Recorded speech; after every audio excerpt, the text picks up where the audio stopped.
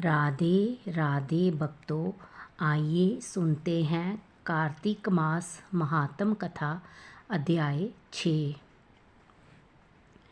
नारद जी बोले, जब 2 घड़ी रात बाकी रहे तब तुलसी की मृतिका, वस्त्र और कलश लेकर जलाशयों पर जाएं।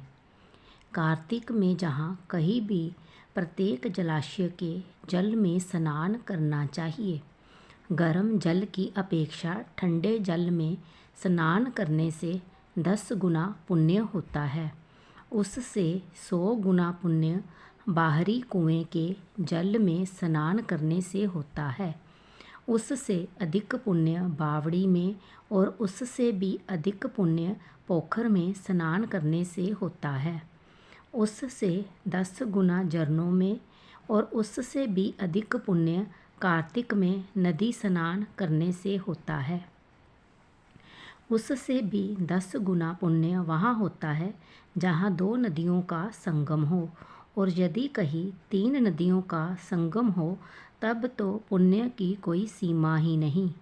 स्नान से पहले भगवान का ध्यान करके स्नानार्थ संकल्प करना चाहिए। फिर तीर्थ में उपस्थित देवताओं को कर्मशः अर्घ, आचमनीय आदि देना चाहिए। अर्घ मंत्र इस प्रकार है। हे कमलनाथ, आपको नमस्कार है। हे जलशायी भगवान, आपको प्रणाम है। हे ऋषिकेश, आपको नमस्कार है। मेरे दिए अर्घ को आप ग्रहण करें। बैकुंठ, प्रयाग तथा बद्रिका आश्रम में जहाँ कहीं भगवान विष्णु गए वहाँ उन्होंने 3 प्रकार से अपना पाँव रखा था। वहाँ पर ऋषि वेद यज्ञों सहित सभी देवता मेरी रक्षा करते रहे। हे जरनादर, हे दामोदर, हे देवेश, आपको प्रसन्न करने हेतु मैं कार्तिक मास में विधि विधान से ब्रह्म मुहूर्त में स्नान कर रहा हूँ। आपकी कृपा से मेरे सभी पापों का नाश हो।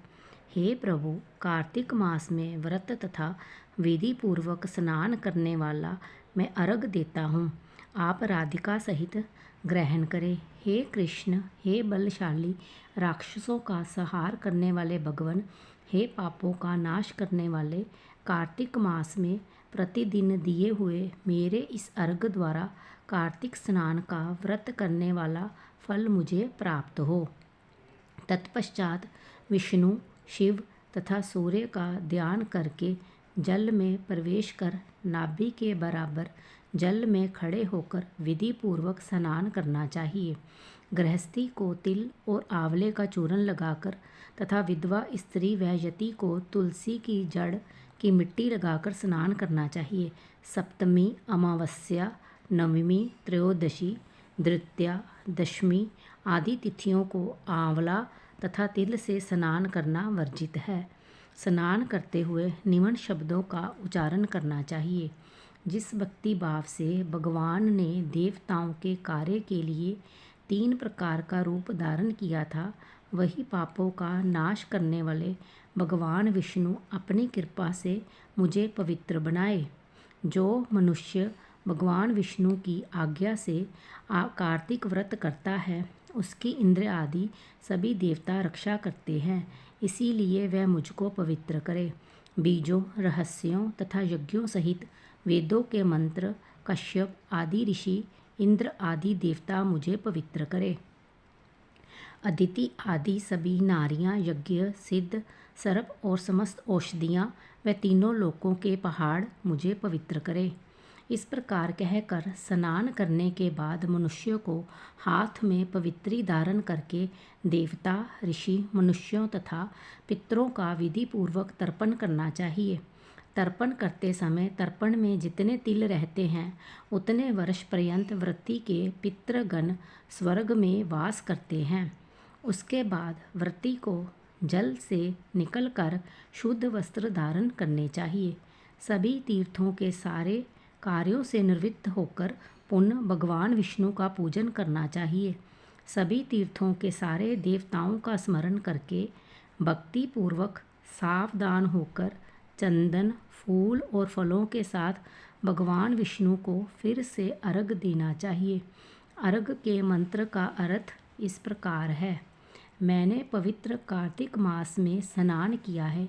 हे विष्णु, राधा के साथ आप मेरे दिए हुए अर्घ को ग्रहण करें।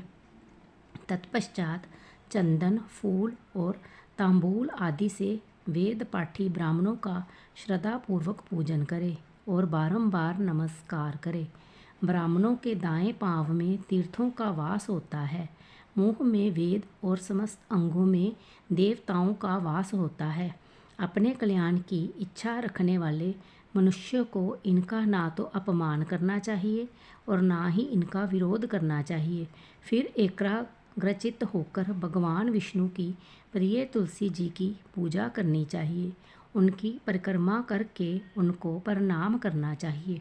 हे देवी, हे तुलसी, देवताओं ने ही प्राचीन काल से तुम्हारा निर्माण किया है और ऋषियों ने तुम्हारी पूजा की है। हे विष्णु प्रिया तुलसी, आपको नमस्कार है। आप मेरे समस्त पापों को नष्ट करो। इस प्रकार जो मनुष्य भक्तिपूर्वक कार्तिक व्रत का अनुष्ठान करते हैं वह संसार के सुखों का भोग करते हुए अंत में मोक्ष प्राप्त करते हैं। कथा समाप्त हुई। राधे राधे। कृपया मेरे चैनल को लाइक, शेयर, कमेंट और सब्सक्राइब करें।